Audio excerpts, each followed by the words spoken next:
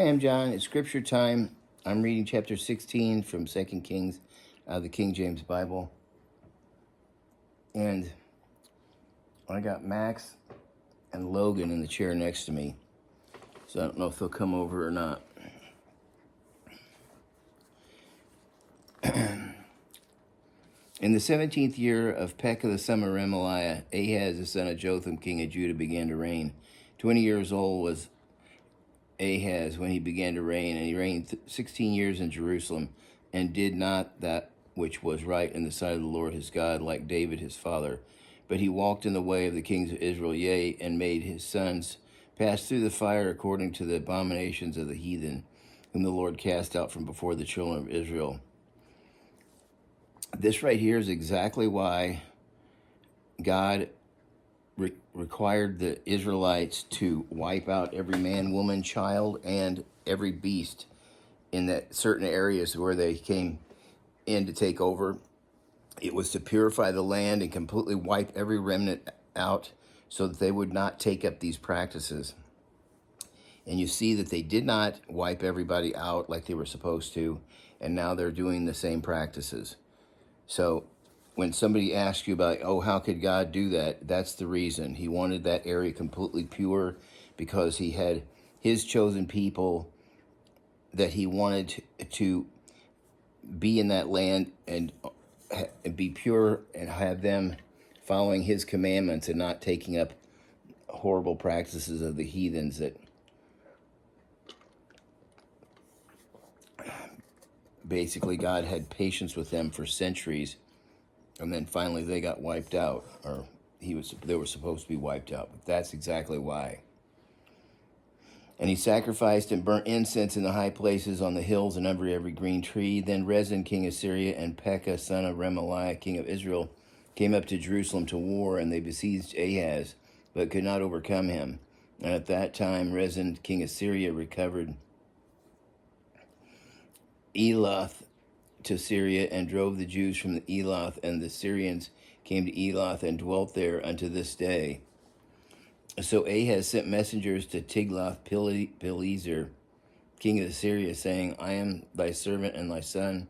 Come up and save me out of the hand of the king of Syria and out of the hand of the king of Israel, which rise up against me. And Ahaz took the silver and the gold that was found in the house of the Lord and in the treasuries of the king's house, and sent it for a present to the king of Assyria. See, this doesn't please the Lord. Instead of trusting him, they went after some other heathen group to try and make an alliance. And the king of Assyria hearkened unto him, for the king of Assyria went up against Damascus, took it, and carried the people of it captive to Kir, and slew Rezin. And King Ahaz went to Damascus to meet Tiglath-Pileser, king of Assyria, and saw an altar that was in Damascus.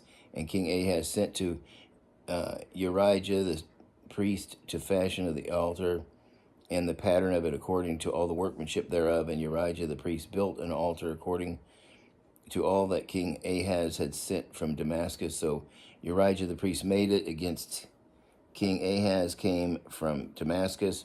And when the king was come from Damascus, the king saw the altar. And the king approached to the altar and offered thereon. And he burnt his burnt offering and his meat offering, and poured his drink offering, sprinkled the blood of the peace offering upon the altar.